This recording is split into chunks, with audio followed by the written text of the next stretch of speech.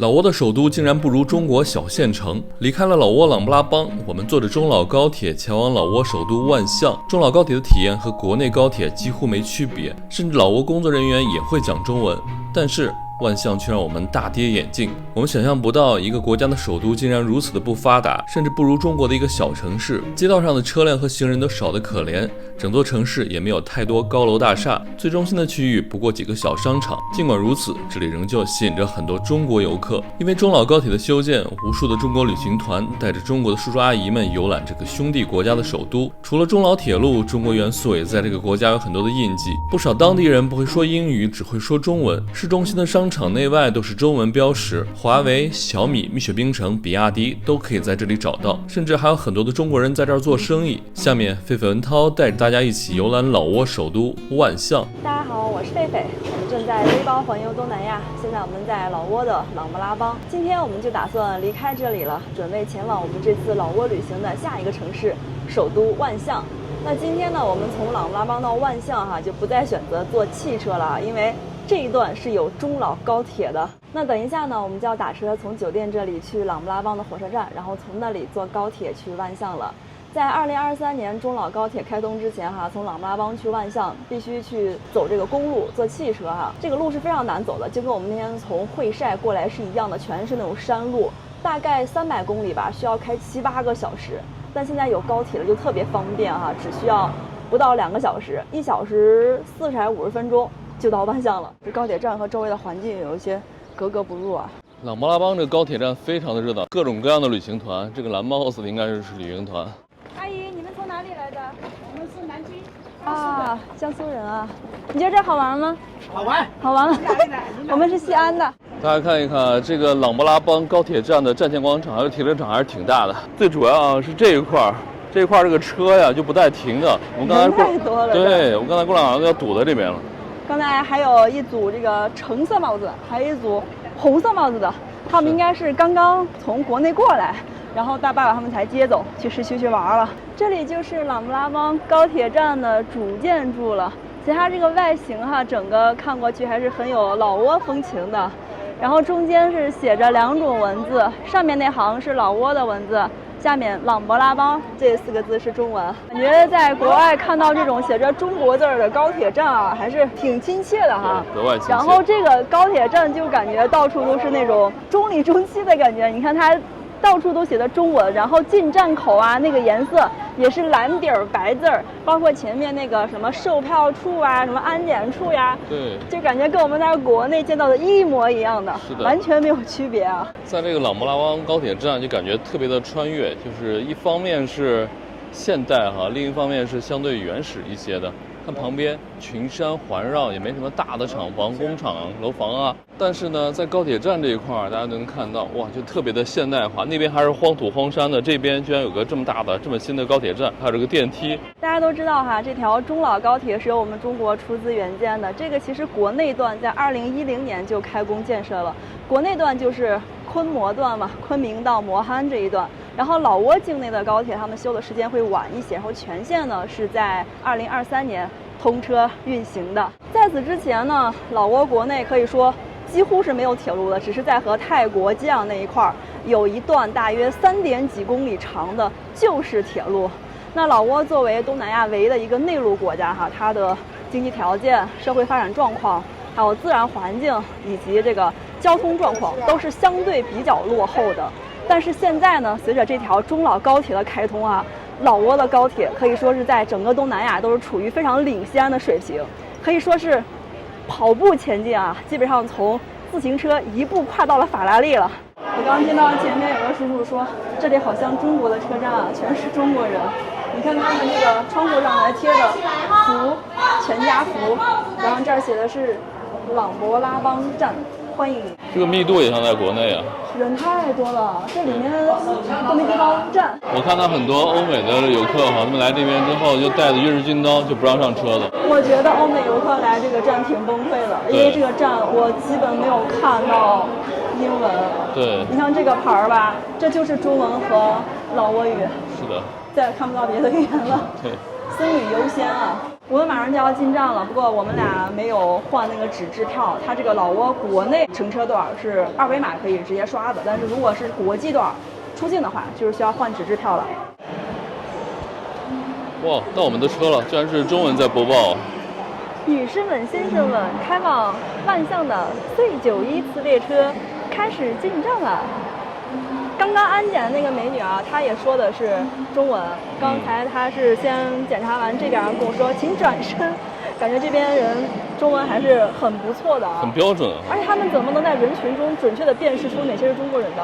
真是热闹啊！这个火车站我们见的有西方的，还有韩国的，还有中国的，还有老挝的，国际化的大站。看旁边哈，还有这种厕所、饮用水的饮水间、语音候车室、VIP 候车室，厉害了。这有什么区别呢？对，一毛一样的。一模一样啊！旁边好像是韩国人。对，他们在说韩语吧？还有一个人。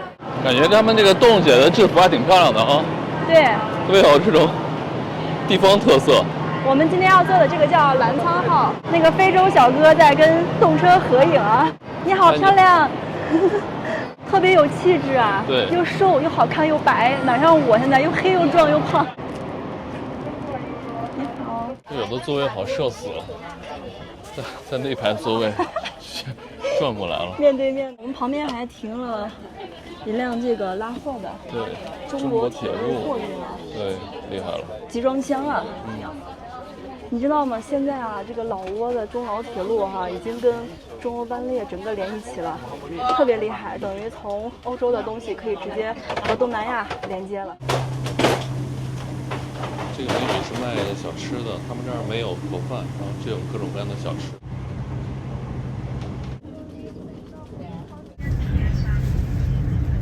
士们、先生们，列车很快就要到站了。现在是下午的3点20，我们的列车已经到达终点站了。这里是老挝的首都万象。我们这趟列车是1点20从琅勃拉邦发车的，整整2个小时，已经到终点了。感觉万象比琅勃拉邦要热一些。我们刚出车厢就那种轰一下，对，热浪就过来了，瞬间感觉到武汉了。本来在昆明了，一下到武汉了。哇，万象的这个车站挺漂亮的，对，跟琅勃拉邦不太一样。因为这个票价不是很贵嘛，所以边老挝的很多当地人也能买得起。我觉得这个高铁真的是对当地人来说太便利了。我们游客其实还好，他们当地人经常要坐的。对，我们之前从那个会晒到琅勃拉邦，也就300多公里哈，这个汽车都要30多万老币，然后这个火车、高铁是一样的价格呀。是的，肯定坐这个好，又快又舒服。对，哦，这个出站口，这种字体啊，是，这真的感觉自己回国了。这条中老高铁是中国和老挝共同经营的，但它这个所有的模式哈，就跟国内是一模一样的。看到万象有那个公交车了，这个琅勃拉邦就完全没有公共交通。只有那种突突车，万象 Railway Station， 这个比琅勃拉邦就多了一行英文了。对，琅勃拉邦只有2种语言。哎，我们过几天回国还要从这儿走的呀？是的，还是要坐中老高铁回中国的。对，我们现在怎么去酒店啊？先去跟那个白人他们一块儿问问那个那个车一看就是最便宜的，问问价。走。然后这个公交车不知道能不能到啊？旁边的车太贵了。一个要我们10万，这个5万，我们就坐这个了，5万吉普。上来吧。好，我们能接受的最高的就是2个人10万去市区，因为只有10几公里嘛。我们现在坐的是一个这种双条车，它那种小巴的车好像价格不是很固定，有的人问我们要一个人10万老币，对，然后有的人问我们要一个人15万老币。第二人他跟我们说15万，我们想着2个人15万还可以考虑一下。他说一个人15万，2个人就是25万，给你优惠一点，我觉得太贵了。我们坐的这个一个人是5万，然后这种车好像价格比较统一一些吧。对，反正我们肯定是选的最便宜的。是，毕竟是穷游嘛。哦，要走了。我们这一车全是背包客。对。最后是上来了2位本地人。今天这位置比较凶险呀，在边上的，别给我晃下去了。你可坐好了。万象这边的它的公交车啊特别的少，就几辆，就几路车。然后除了这公交车之外呢，就是那种还有小出租车，厉害了。但他们这边出租车没有软件，价格不统一，我们就不坐了，坐了也被宰。经过长途的跋涉，我终于到酒店了哈。今天是我给大家介绍一下我们的酒店，因为在万象这边嘛是首都，那边酒店就像样的都不便宜，我们酒店也挺贵的。多少钱？刚才付的250人民币。我看它这儿写的是4星。对，4星。然后我们订的是标间，对，但它可能是没有屋了吧，给了我们一个这样子像亲子间的亲子房一样的，一个特别大的，应该2.2米这种大床，然后一个这种1.2米的小床。是的。那今天我睡这儿吧，你睡小屋，你睡小床。好吧，谢谢你啊。这会儿已经是下午的4点半了，这边6点多天就黑了，我们今天就不出去活动了。今天稍微有点旅途奔波，我们明天开始再出去。给大家拍一下万象的景观。今天是我们到老挝首都万象的第2天了。万象呢，其实并不是一个旅游城市，这里的游客很少。但既然我们已经来到老挝旅游了哈，它的首都万象还是应该来看一下的。大家如果经常看地图的话，就会发现老挝在东南亚是一个非常特殊的存在。首先呢，老挝是东南亚唯一的一个内陆国。不临海，没有海岸线。相比其他的东南亚国家，在对外交通方面，老挝没有那么的方便。但是呢，老挝的地理位置却很好。我们这次去的这几个国家，包括我们中国啊，都和老挝有着陆地边境线。老挝就正好在这几个国家的中心地带。第2个比较特殊的点是，老挝首都万象的地理位置也很有意思。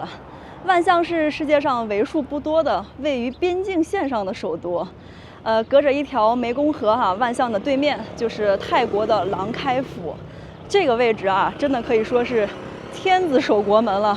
这样的首都选址也并不是老挝的本意，熟悉历史的朋友都知道，在澜沧王朝历史上鼎盛的时期，万象这里其实是老挝国土的中部位置，只是后来随着多次的领土变迁，这里才变成了现在的边境地区。说到这里呢，我们可以简单了解一下老挝的历史。相对于周边几个国家，老挝历史上形成的第一个统一的王朝澜沧王国，时间是比较晚的，大概是在14世纪的中叶。澜沧王国最早是定都在琅勃拉邦的，在鼎盛时期啊，这个澜沧王国的疆域面积非常大，是当时中南半岛上的强国。但是这种繁荣并没有持续太久。到了16世纪，随着西边的缅甸的崛起，那缅甸就对这里进行过多次的侵扰。后来王室呢就决定把首都从琅勃拉邦搬到了现在的万象。再后来呢，到了18世纪，随着外敌的入侵和王室内部的矛盾，澜沧王国就逐渐的衰落下去了，分裂成了3个小的王国，分别是琅勃拉邦王国、万象王国和占巴塞王国。再后来呢，这3个小的王国又被暹罗吞并了，所以在那个时候呢，万象这里其实是在泰国的势力范围内的。一直到了19世纪，法国殖民者来到了老挝，那当时呢，法国就和暹罗围绕着老挝展开了激烈的争夺，结局是暹罗战败了。那暹罗就不得不把原先属于老挝的领土转让给法国。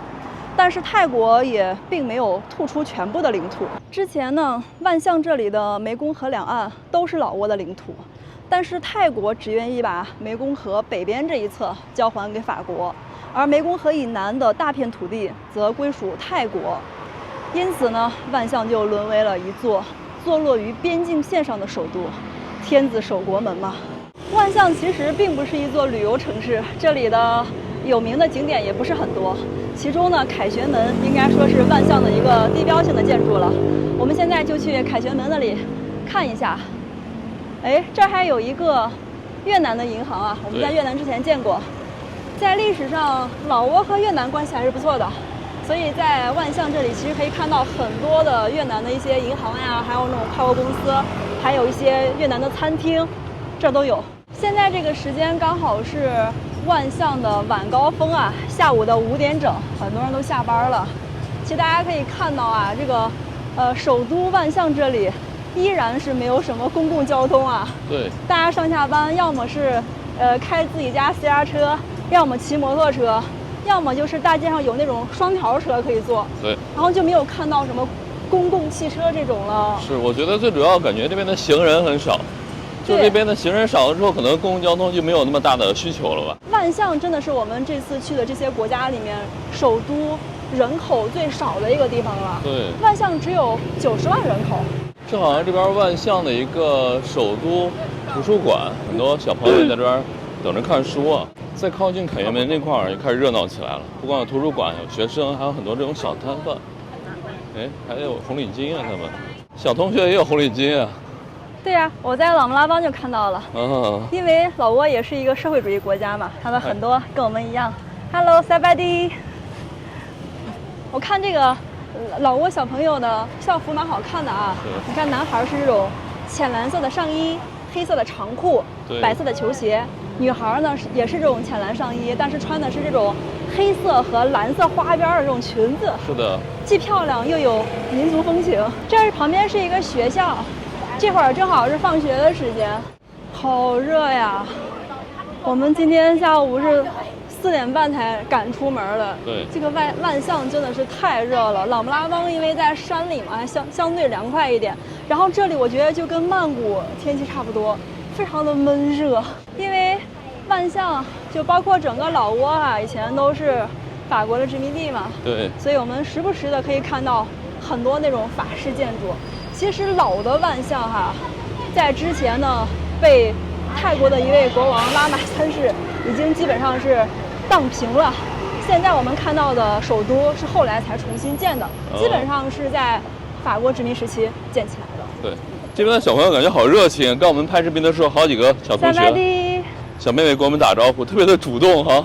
我们现在终于来到了老挝首都万象的地标性建筑凯旋门这里了。万象的旅游景点其实并不多啊，凯旋门应该说是最有名的一个地方了。所有游客来到万象都会来到这里。这个地方其实也是万象这座城市的中心地带了。旁边的那座建筑就是主席府了。万象的这座凯旋门是在1960年开始修建的，修了差不多10年时间吧，到了1969年才完工的。这里其实最早它是一个纪念碑，为了纪念在战争中牺牲掉的老挝人。到了1975年解放的时候啊，这个万象有很多的群众就从这个门中穿过，就当时有这个胜利游行这种的吧，所以后来就把它改名字叫凯旋门了。我顺便再提一嘴哈，这个老挝的独立过程也很有意思。老挝之前是法国殖民地嘛，然后在1945年的时候，老挝就宣布独立了。但是第2年，1946年，法国又重新返回老挝了，一直到1953年，老挝才建立起了一个君主立宪制的国家。那刚刚我们说到的1975年解放，群众在这里游行，指的是到了1975年，老挝才建立起了社会主义的国家。我们现在已经从凯旋门中间穿过来了，这里有一个很漂亮的喷泉，这个喷泉正好就是在凯旋门和主席府中间地带，很多游客都来到这儿拍照合影啊。其实这个广场还挺大的，从那头然后一直到那边，好长啊。我们在凯旋门这里还发现了一块中国援助的碑啊。听说这个广场上的音乐喷泉以及整个的灯光亮化工程都是中国援助的。我们看一下这个碑后面写的什么。2020年6月到2021年2月，这个项目名称叫原老挝首都万象中心城区点亮工程。这大叔是老挝人，然后他们让我们帮忙给他们一家人在这块牌这儿拍一个合影啊。他们一家人也不是万象的，从外地过来的，然后在这儿正好是拍一个中国援助的牌和凯旋门和音乐喷泉一起。这个音乐喷泉广场啊，果然会有中国的特色。哇，各种各样的造型啊，还有歌，特别漂亮。小型大雁塔、北广场。哎，老挝人都在这边打卡啊。哇，这个音乐好好听啊。对。你看老挝人的长相啊，其实跟泰国人、还有疝族、还有我们中国云南很多的少数民族长得挺像的哈。是的。这个老挝全国一共是有700多万人口，其中主体民族叫做老族。老挝的老族和泰国的泰族、缅甸的疝族，还有我们中国的傣族，以及生活在越南北部的泰族，都是同一个民族，同宗同源的，甚至呢有的语言都是相通的。哇，这2个小朋友太上相了，我们刚才跟他们拍了好久的照片，哇，好可爱呀，还不好意思，好可爱呀！海文，海文，三亚，三亚， OK， 三亚， 三三三三亚三亚。 ，OK。他可能在给你说他们的名字。对，这个男孩，这个女孩叫桑亚。男孩叫凯文。哦，给大家看一看老挝的美女们，很漂亮啊！感觉老挝最漂亮的女孩都到这儿来了，各种打卡拍照啊。这里感觉就是本地人的一个休闲广场，大家这个点儿刚好都是放学下班的时间，是很多居民也来这儿逛一下。其实它这个喷泉喷起来的时候，周围还是挺凉爽的，因为现在万象实在是太热了。我们俩在这儿拍视频的时候啊，那个汗就没有停过，就你明显能感觉到有那种巨大的汗珠子从这儿一路滚滚滚就滚下去了。太热了，太热了。我们以为回到泰国了。它这个凯旋门上面还可以登顶，好像每个人是1万还是2万老币，就几块钱可以上去。不过呢，它这个开放时间是白天，就这会儿它已经没有再开了。这凯旋门这儿果然全世界各地的游客啊，这个韩国旅行团老厉害了，这个韩国大叔还是大哥，直接躺地上拍上面那个穹顶。我的个妈呀，太牛了！高难度动作呀！这大哥是个追求极致的人。对，哦，我知道他们要拍几个人的头，然后穹顶，因为头绕着穹顶一圈嘛，就特别的好看，就这个感觉。我刚才老远往过走的时候，我说怎么有个人躺在地上了？发生什么了？原来是在拍照啊！大叔艺术造诣很高啊。这大哥不是大叔，年轻人。我们现在在这个凯旋门的内部，它这个里面4个方向有4个铁门，这门都是可以打开的，里面有楼梯可以上去。只是现在时间太晚了，不然的话呢，其实可以上到45米高的那个位置，然后可以俯瞰到全城。因为万象虽然是首都吧，但它的楼盖的都不高，高层很少很少，所以这个45米已经算是非常高了，可以看到这个城市大部分的地区。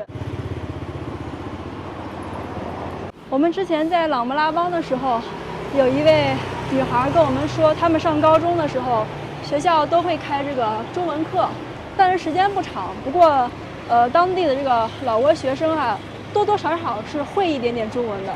我们这次去的这些国家里面哈，除了华人不说啊，就说本地人，老挝应该说是汉语普及率最高的一个地方了。万象这个首都人真是少啊。我们离开了凯旋门之后啊，顺着这个大道哈，凯旋门前面这个大道应该是很重要的一条主干道啊，往另外的方向走，它这个车就几辆，真的就几辆。我们在河内还有在胡志明的时候啊，都快被摩托车、各种汽车夹击的走不了路。想想曼谷，对，想想曼谷，对，跟曼谷比起来，别的城市都弱爆了。是的，而且路上就没有人在走。这边这个红绿灯系统感觉有问题啊，这不是显示的绿灯吗？然后这摩托车哗哗的从我们前面过。万象的这个红绿灯好奇怪呀！我们现在人行道这里是绿的，但是车行道竟然也是绿的。所以我们站在这儿也过不去啊。对，这个道也是绿的，很诡异。直行左转都是绿的，对，而且车都感觉快压到我身上了。我是站在这个黄线里面的呀。走吧，我们好像可以走了。它这个灯难道是常绿的吗？然后旁边还有个交通岗亭，给大家看一看啊，交通岗亭还是很有当地的特色的。这会儿是晚上的6点多了，我们该吃晚饭了。不过我们在万象转了好久，都没有看到一家餐厅。大家看一下，我们现在走这条街的两侧，什么都没有，包括我们刚才走过那条主街，边上也是既没有店铺，也没有行人。我就很好奇啊，这个万象人民一般都去哪里吃饭？有没有人知道？可以在评论区告诉我。我们走了好久啊，终于走到了万象首都汽车站的位置。这个汽车站我从地图上看，里面还是很大的，发往全国各地的，以及发往泰国、越南，还有大巴可以通到摩罕口岸那边去。是的，是一个非常大的车站。我觉得这附近应该有吃饭的地方吧，我们去找一下啊。车站这里还是挺热闹的，路边停了很多这种双条车，这个就是老挝主要的交通工具了。琅勃拉邦和万荣也有很多这种车。哇，这个好迷你啊，这个只能坐4、5个人吧。对，他们这儿好像没有特别多的垃圾桶，都是各家门口自己放那个塑料桶什么的来装的，或者袋子。大哥让我们去坐车，这是卖电话卡的。他这边这个小店一般什么都有，你看这家店卖手机、收音机，还有手机壳、贴膜，对，手机卡，不过基本上是一个种类的。我们现在对面哈就是这个万象首都大巴站，给大家看一看。里面应该车挺多的，但我们现在不过去。像飞飞说的哈，这边有发往很多地方的车，不光有老挝本地的，还有越南的，还有中国的。大家以后坐车哈，尤其那种国境的大巴都在这儿坐哈。大家看这一块哈，路这一块就特别的穿越。右边呢就这种小棚子，上面搭个钢架呀，卖的这种手机、电信用品呀。然后左边又是特别漂亮的高楼，还有各种艺术造型的高楼。我还以为汽车站这里会有吃饭的呢，结果都是这种小卖铺、商店。我们再往前走走啊，前面那一片好像是商场，商场应该有吃饭的了吧？这边有个烧烤摊啊，看看当地人烧烤烤什么？烤制品这样的鱼肠，这个有啥吃的？对，这不是琅勃拉邦那种香肠嘛？就可能老挝这种当地特色香肠。哇，那个好像是鸡腿儿。对，鸡腿还有这种大红肠。鸡腿儿、肠、鱼，好像就这几种啊。对，这个有点像动物内脏。对，不过这鱼看起来烤得挺好的。其实我们一般在外边什么就餐环境都没所谓，但是这2天我俩好像吃的凉的有点拉肚子，对，所以不太敢在这儿吃了。这个商场其实很漂亮的建的，但是它没有开门，没有营业，而且我们在门口发现了一个什么牛肉火锅城，潮州牛肉火锅啊，潮州牛肉火锅，看不清楚。这老板家门口都是中文，对，万事如意，百年大吉，厉害了。在这个广场呢，大家看就建得特别的漂亮，这边的椰子树啊，整齐划一，特别的好看。然后对面那一块就感觉是那种小棚子搭的，各种简易房。哎，真的是，就感觉很像那个欧洲那边所谓的左岸右岸。老挝的这个首都是真的冷清啊，我们已经到这个商圈密布的地方了，但依然没有多少人。我这里还有一家中国银行。其实老挝的华人还挺多的，这些华人大部分都是来自于湖南和云南。我也不知道为什么，但是老挝这里的湖南人特别的多。那还有个比亚迪，我在这边都没有见过充电桩，居然看到了比亚迪的这个 4S 店。难道是这个比较有钱的人买了之后在自己家地库装？对，有可能是。感觉这边的公共充电桩好像还没有普及。熟悉的中国银行呀，24小时自助服务。其实我在这个万象还见到过好多家的中国工商银行，然后就是中国银行，其他的好像没有再见过了，是吧？对，就是2家。哎，这个商场是不是华人开的呢？你看上面是中文写的这个万象中心，然后下面就是中国银行和比亚迪，然后上面这广告还有中国茅台、对，华为，是的，感觉很像中国老板开的啊。咱去店里看看，看他们这儿的比亚迪卖多少钱？应该不便宜，我觉得东南亚这边好像都比国内贵一点。现在才是晚上的6点多啊，但是这个店已经关门了。不过我们从外面可以看到，这个车就是比亚迪的那个叫海豚。对，海豚。我们之前在泰国也见到过好多款的这个，我觉得这个海豚好像东南亚特别畅销。如果你能在这儿看到比亚迪的话，那这个系列大部分就是海豚，对，卖的好火呀。这辆车我们之前在泰国那边问过，好像售价是70万泰铢，差不多14万人民币，比国内能贵那么2万左右吧？对，是吧？国内好像卖12万这个车。是的。我们刚才路过的这个商场，建的还是很豪华的，只是里面没有开业，所以我们依然没有找到吃晚饭的地方。我这会儿已经饿得咕咕叫了。我们现在继续去下一家商场。